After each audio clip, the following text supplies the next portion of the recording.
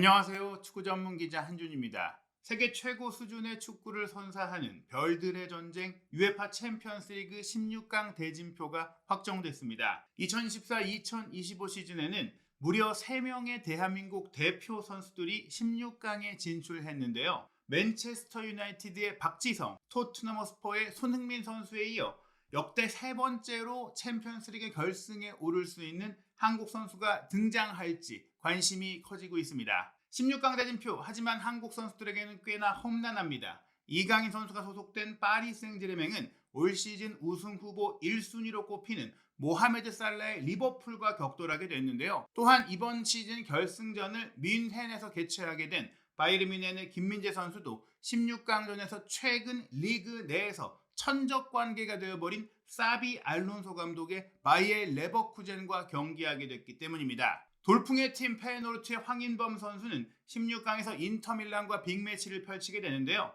한국인 유럽파 선수들의 챔피언스리그 16강전 준비 상황, 대진 분석, 그리고 8강, 4강 결승전까지 일거에 확정된 일정까지 총정리해드리겠습니다.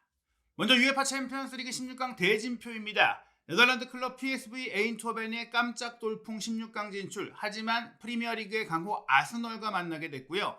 레알 마드리드와 아틀레티코 마드리드, 지난 몇 년간, 최근 10년간 마드리드 더비를 굉장히 많이 챔피언스리그에서 치렀고 결승전까지도 2번이나 치렀던 라이벌 대결이 16강에서 성사됐습니다. 파리 생제르맹은 리버풀과 경기하고 클럽 브리헤와 에스턴 빌라의 경기가 이어집니다. 벤피카 대 바르셀로나, 도르트문트 대 릴, 바이에른 뮌헨 대 레버쿠젠, 페예노르트 대 인터밀란의 경기가 속속 펼쳐지게 되는데요. 8강 대진은 PSV와 아스널의 승자가 마드리드 더비의 승자와 만나고, 파리와 리버풀의 경기 승자는 브리헤와 에스턴 빌라의 승자와 만나게 되는데, 만약 파리가 리버풀을 이기게 된다면 또 다른 프리미어리그 클럽 에스턴 빌라를 상대합니다. 이미 조별리그에서도 아스널을 상대했었고 맨시티를 상대했고, 지난 시즌 챔피언스리그에서도 뉴캐슬을 상대하는 등 이강인 선수가 최근 프리미어리그 팀과 많이 만나고 있고, 또 프리미어리그 팀을 상대할 때마다 해당 팀의 영입 관심을 받고 있는 만큼 이번 경기를 통해 리버풀의 눈도장도 받게 될지, 또 파리의 성적은 어떻게 될지 초미의 관심사가 될 수 있습니다. 벤피카와 바르셀로나의 경기 승자는 도르트문트와 릴의 승자를 만나고, 바이에른 뮌헨과 레버쿠젠의 경기 승자는 페예노르트와 인터밀란의 경기 승자를 만나게 되는데, 만약 바이에른 뮌헨이 레버쿠젠을 꺾고 올라오고 또 페예노르트가 인터밀란을 꺾고 올라온다면 김민재 선수와 황인범 선수의 챔피언스리그 맞대결이 8강전에서 펼쳐질 수 있습니다. 그리고 나서 4강전 대진표는 보시는 대로 아마도 아스널이 8강에 올라오지 않을까 싶은데, 아스널, 레알, 아틀레티코의 맞대결 승자가 4강에 올라올 경우 만약에 파리가 4강까지 간다면 그 팀과 사실상의 결승전과 같은 경기를 펼칠 수 있고요. 바르셀로나가 반대편에서는 4강 진출이 유력한 팀인데, 바이에른 뮌헨이 페예노르트 또는 인터밀란의 승자와 경기에서 이긴다면 바르셀로나 대 바이에른 뮌헨의 경기가 4강전에서 리그 페이지에 이어 재현될 수 있습니다. 그리고 만약 파리, 바이에른 이 두 팀이 모두 결승까지 올라온다면 이강인 선수와 김민재 선수의 결승전 맞대결이 펼쳐질 수 있고, 무려 50년 만에 챔피언스리그 16강에 오른 돌풍의 팀 페예노르트가 만약에 깜짝 결승까지 올라온다면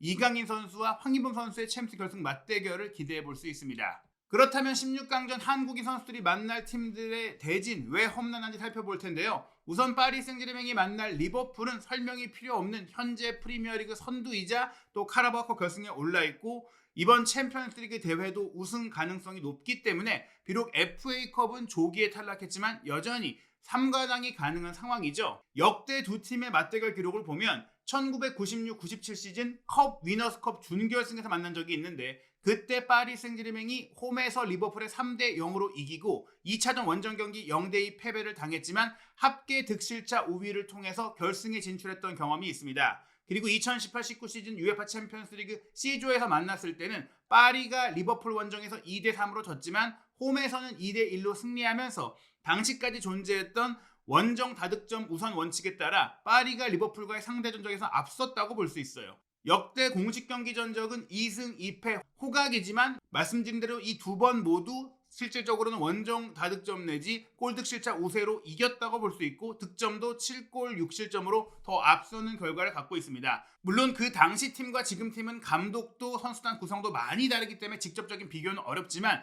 그래도 나름 파리가 리버풀에 역사적으로는 강해왔다는 것들을 볼 수 있는 부분이고 또한 홈에서는 두 경기를 모두 이겼었기 때문에 16강 1차전을 홈에서 치른다는 점 보통은 2차전을 홈에서 치르는 팀이 유리하다라고는 하지만 홈에서 먼저 기선을 제압하고 승리를 거둔다면 비기기만 해도 될 2차전의 흐름을 유리하게 운영할 수 있다. 게다가 루이스 에니케 감독은 이미 바르셀로나에서 트래블을 달성하면서 챔피언스리그 우승 경험이 있는 데다가 지난 시즌 파리 감독으로도 챔피언스리그 4강까지 올랐었잖아요. 비록 아쉽게 도르트문트의 패배에 탈락하기는 했지만 그때의 경험을 바탕으로 그때의 교훈을 바탕으로 이번 시즌 토너먼트 운영이 좀 더 실리적으로 이어질 수 있다는 기대감도 나오고 있기 때문에 16강에 진출하지 못한 채 탈락한 맨시티의 과르디올라 감독이 우승 후보로 파리와 리버풀을 모두 꼽은 만큼 이 두 팀의 대결은 사실상의 결승전 대결로도 볼 수 있을 만큼 치열하고 뜨겁고 높은 수준의 경기가 기대됩니다. 한편 이강인 선수는 최근 파리에서 주전 경기에서 밀려난 상황인데요. 그래도 흥미롭게도 이강인 선수가 여러 프리미어리그 팀들의 관심을 받고 있는 가운데 벌써 5번째 프리미어리그 팀을 자신의 커리어에서 만나게 됐습니다. 갓 프로에 데뷔했던 발렌시아 시절에도 UEFA 챔피언스리그에서 첼시를 만났었는데 물론 당시 첼시와의 두 경기 모두 교체로 나서긴 했지만 1승 1무로 지지하는 경험이 있었고요. 파리 이적 첫 시즌이었던 지난 2023-2024 시즌에는 아시안게임 참가로 인해서 뉴캐슬과 첫 원정 대결은 참가하지 못했지만 그때 이강인 선수의 부재 속에 1대4로 졌던 파리가 이강인 선수가 합류한 이후 치렀던 홈경기는 1대1로 비기면서 의미 있는 승점을 얻었고 당시 이강인 선수도 선발 출전해서 82분 동안 뛰면서 팀의 무승부에 기여했던 바 있습니다. 그리고 올 시즌 리그 페이지에서는 아스널과의 원정 경기 비록 0대2로 졌지만 가짜 9번으로 풀타임을 소화했고요. 또 리그 페이지 맨시티와의 경기 반드시 이겨야만 플레이오프 진출이 가능했던 맞대결에서 4대2 승리를 이끈 전반전 선발 출전 가짜 9번 활약을 통해서 적장인 과르디올라 감독으로부터 전술적인 영향력이 컸다라는 호평을 받기도 했습니다. 보시는 대로 역대 프리미어리그 팀과의 기록을 보시면 아스널 원정 패배를 제외하면 2승 2무 1패로 더 높은 결과, 더 좋은 결과를 얻었고 이번 리버풀과의 경기까지도 그런 결과를 끌어낸다면 또 프리미어리그 팀들이 많이 지켜보고 있고 게다가 여름 이적 시장에 아스널, 뉴캐슬, 맨체스터 유나이티드가 이강인 선수 영입을 위해 경쟁하고 있다는 얘기들이 나오는데 지금 살라가 떠날 수도 있고 조타나 누네스도 정리할 수 있는 리버풀도 여름 이적 시장에 중원 지역에 보강이 필요하고 엔도까지도 매각할 수 있다는 얘기가 나오다 보니까 아시아 마케팅을 염두에 두고 리버풀 역시 이강인 선수 영입을 추진할 수 있는 부분도 있거든요. 맞대결에서 좋은 경기력을 보인다면 리버풀도 움직일 수 있다. 게다가 아르네 슬롯 감독이 페이노르트 감독으로 있을 때도 이강인 선수 영입에 관심을 보여왔던 만큼 이번 경기 이강인 선수에게 출전 기회가 주어진다면 매우 중요한 올여름 빅딜을 위한 쇼케이스가 될 수 있습니다. 다만 지금 흐름을 봤을 때는 이강인 선수가 리그 한 경기뿐 아니라 UEFA 챔피언스리그 플레이오프 일정 모두 브레스트와의 경기 교체로 나오면서 지금은 개인적인 폼이 조금은 떨어지면서 주전 경기에서 밀려있고 무엇보다 1월 이적장에 합류한 흐비차 크바라첼리아가 측면 공격수로 자리를 잡아가고 있는데 가짜 9번으로 뛰고 있는 우스만 덴벨레가 커리어 최고의 경기력을 보이고 있고 또 미친 득점력을 보이고 있기 때문에 그 자리도 차지하고 있고 이러한 가운데 폭발적인 스피드를 갖춘 바르콜라라든지 역시 온더볼 상황에서의 플레이가 좋은 두에 같은 프랑스 유망주들이 기회를 주로 받다 보니까 이강인 선수가 공격 3톱 자리에서는 선발 출전을 하기 어려워졌어요. 그런데 미드필드 라인에서도 원볼란치 자리에 비티냐가 확고한 주전이고 주앙 네베스가 비티냐와의 호흡이 좋은 데다가 노련미를 갖춘 파비안 루이스에게 한 자리를 줘야 하는 경기들이 이어지다 보니까 이강인 선수는 결국에는 오른쪽 측면 공격수 내지 공격적인 메잘라 위치의 교체 자원으로 투입이 되면서 후반전에 조커 역할 내지 또 체력 안배를 위한 경기를 여유롭게 마무리하고 또 추가골을 만들기 위한 그런 자원으로 투입이 되고 있습니다. 리버풀과의 16강 1, 2차전 모두 기존 주전 자원들의 컨디션 문제, 부상 문제가 없다면 솔직히 이강인 선수가 교체로 나올 가능성이 크다고 봐야 될 텐데요. 물론 그 사이에 치를 리그한 경기에서 좋은 컨디션을 보여주고 또 에니케 감독이 워낙 이강인 선수를 전술적으로 다양하게 쓰면서 신뢰를 보내고 있기 때문에 그 즈음에 또 다른 선수들의 컨디션 난조나 폼 저하가 언제든지 올 수 있어요. 모든 선수들은 시즌 내내 꾸준히 일관성을 갖추는 게 어려운 부분이고 덴벨레조차도 기복이 있었고 최근에는 바르콜라의 컨디션도 조금은 떨어지고 있는 흐름이다 보니까 크바라첼리아가 원래 주 포지션이 왼쪽 측면이기 때문에 오른쪽에 물론 지금 좋은 폼인 두웨가 나올 수도 있겠지만 만약 바르콜라의 부진이 계속 이어진다면 이강인 선수가 우측에 배치되고 크바라첼리아가 왼쪽에 배치되는 형태로 선발 명단이 구성될 가능성도 아예 배제할 수는 없습니다. 하지만 지금의 폼을 기반으로 본다면 바르콜라, 덴벨레, 크바라첼리아, 파비안, 비티냐, 네베스, 멘데스, 파초, 마르키뉴스, 하키미, 돈나룸마로 선발 명단이 구성될 것 같고요.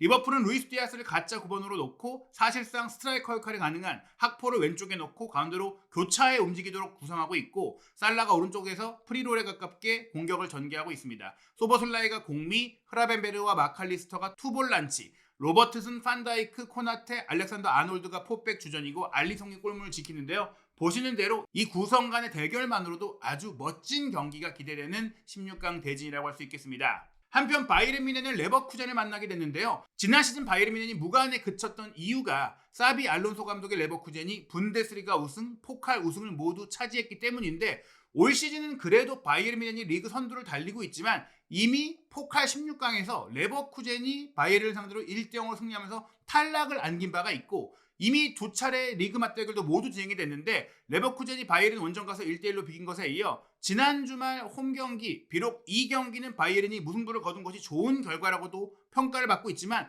결국 레버쿠젠이 0대0 무승부로 경기를 마치면서 최근 6번의 두 팀의 맞대결을 레버쿠젠이 한 번도 지지 않는 큰 우위를 점하게 된 것입니다.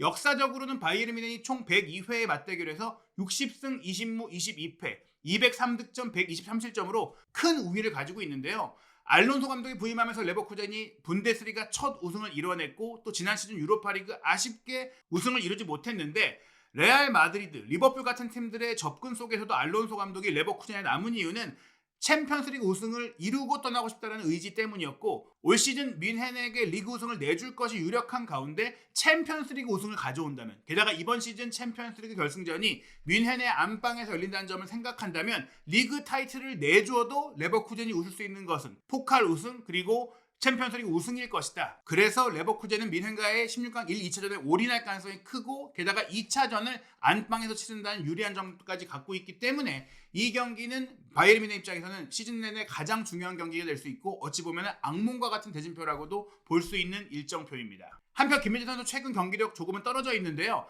셀틱과 16강 플레이오프 2차전 당시 1대1로 비겼는데 그때 63분 퀸 선수에게 선제골을 내줄 때 김민재 선수의 태클 미스가 실책으로 이어졌고 문전 뒷공간을 완전히 내주고 말았죠. 하지만 이후에 알려진 것은 김민재 선수가 계속해서 아킬레스건 통증이 있는데 참고 뛰고 있다. 워낙 수비 라인에 많은 부상자가 있었다 보니까 다이어 같은 경우에는 콤파니 감독의 전술 하에서는 하이라인 뒤를 커버하기 어렵다 보니까 김민재 선수가 이미 지난해 10월 프랑크푸르트와의 경기에서 아킬레스건 부상을 입었는데 완전히 낫지 못한 채 진통제를 맞으면서 뛰고 있다 보니까 이런 실수가 나오고 있다라고 현지 언론, 특히 바이에른 소식에 정통한 현지 전담 기자 알트체플 기자가 보도한 바가 있습니다.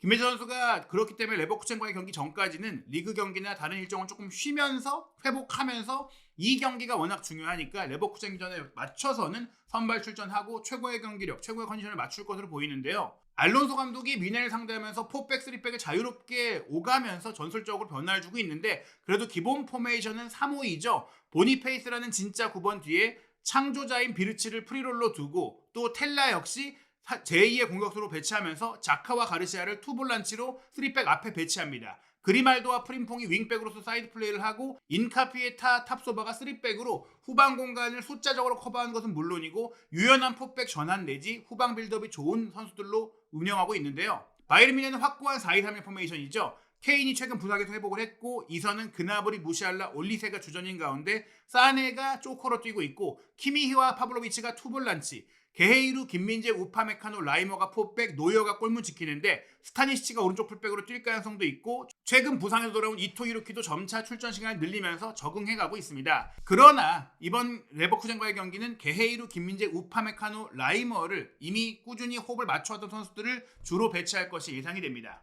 또 다른 한국인 유로파 황인범 선수도 챔피언스리그 16강에 올랐는데요. 페이노르트가 인터밀란과 경기를 하게 되는데 흥미롭게도 올 시즌 16강 플레이오프에서 AC 밀란을 만났고 모두가 밀란의 승리를 예상했지만 AC 밀란을 탈락시키면서 1차전 홈경기 1대0 승리, 2차전 원정 경기 1대1 무승부로 16강에 올랐죠. 게다가 전반기는 페이노르트에서 뛰었던 멕시코 공격수 히메네스가 1월 이적 시장을 통해 밀란으로 이적을 했는데 밀란에 가서 경기를 뛰고도 탈락하는 상황이 나왔습니다. 페이노르트는 지난 2001-2002 시즌 UEFA컵 4강에서도 인터밀란을 만났던 바 있고 그 경기 원정 1대0 승리에 이어 2차전 홈경기 2대2 무승부로 결승까지 올라갔고 우승까지 차지했던 바가 있는데요.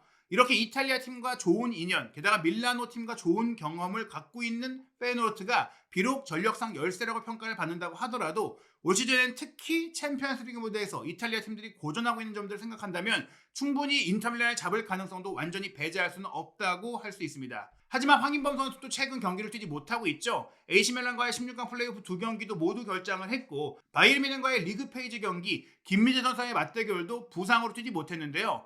지금 트랜스퍼 마크트에서는 알려지지 않은 부상으로 표기되고 있지만 스파르타 프라하와의 경기에서도 그랬고 종아리에 통증을 느꼈던 모습들이 최근에 있었거든요. 종아리 근육 부상으로 빠진 것이기 때문에 큰 부상은 아니라고 볼 수 있습니다. 이미 종아리의 근육 부하가 지난 12월 중순부터 찾아왔었고 그러면서 최근 경기는 중요했던 아약스와의 라이벌전이나 릴과의 UEFA 챔피언스리그 리그 페이지 마지막 경기 등에만 출전을 했었어요. 황인범 선수의 부상 속에 리그 성적이 계속 떨어지다 보니까 프리스케 감독을 경질한 페이노르트인데 로빈 판페르시가 페이노르트의 새 감독으로 부임할 거라는 현지 보도가 나오고 있죠. 판페르시 감독이 부임했을 때 주전 경쟁이 원점으로 돌아갈 수 있겠지만 황인범 선수의 중원에서의 클래스는 부상 문제만 없다면 당연히 선발 출전 기회를 얻을 수 있는 상황이라고 볼 수 있습니다. 그래서 황인범 선수가 부상에서 회복을 한다면 최전방의 일본 공격수 우에다가 히메네스가 떠난 이후 주전으로 기용되면서 파이상 밀란보 무사의 이선 라인 투볼란치로 모데르와 황인범이 배치될 것 같다.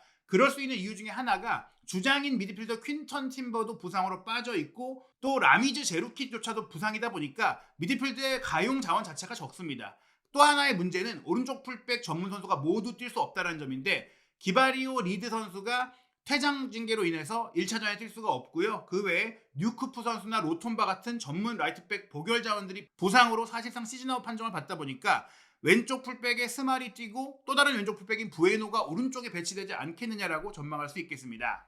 과연 박지성 선수 이후 챔피언스리그 우승 커리어를 만드는 한국 선수가 나올 수 있을지 파리 생제르맹은 현재 우승 가능성에 있어서 세계적인 통계 매체 옵타의 슈퍼컴퓨터가 디 애널리스트를 통해 예측한 확률에서는 리버풀이 1위인데 파리가 6위거든요. 다만 파리가 그 1위인 리버풀을 만나다 보니까 리버풀을 꺾을 경우 우승 가능성이 더 높아질 수 있다고 생각이 됩니다. 그리고 바이에른 뮌헨은 우승 가능성이 8위인데 그보다 높은 7위 레버쿠젠과 만난 점 역시 굉장히 불리한 상황이지만 파리와 뮌헨 모두 어려운 16강을 통과할 경우에는 우승 가능성이 탑4 안으로 들어갈 가능성이 충분히 있다고 볼 수 있고요. 페이노르트는 16강 진출 모든 팀들 중에서 우승 가능성이 가장 낮게 평가되고 있지만 그만큼 가장 큰 다크호스라고도 볼 수 있습니다. 베팅 업체 배당률을 보시면은 레알 마드리드, 리버풀, 아스널, 바르셀로나 순으로 우승 가능성 상위 4개 팀이 설정되어 있고 5위가 뮌헨, 6위가 파리고 7위 인터밀란, 8위 아틀레티코 마드리드거든요. 오히려 레버쿠젠의 가능성이 9위까지 내려가 있지만 보시는 대로 슈퍼컴퓨터는 레버쿠젠이 더 유리하다라고 평가하고 있고 베팅 업체도 16개 팀 중에 우승 가능성이 가장 낮은 팀은 페이노르트로 설정하고 있습니다.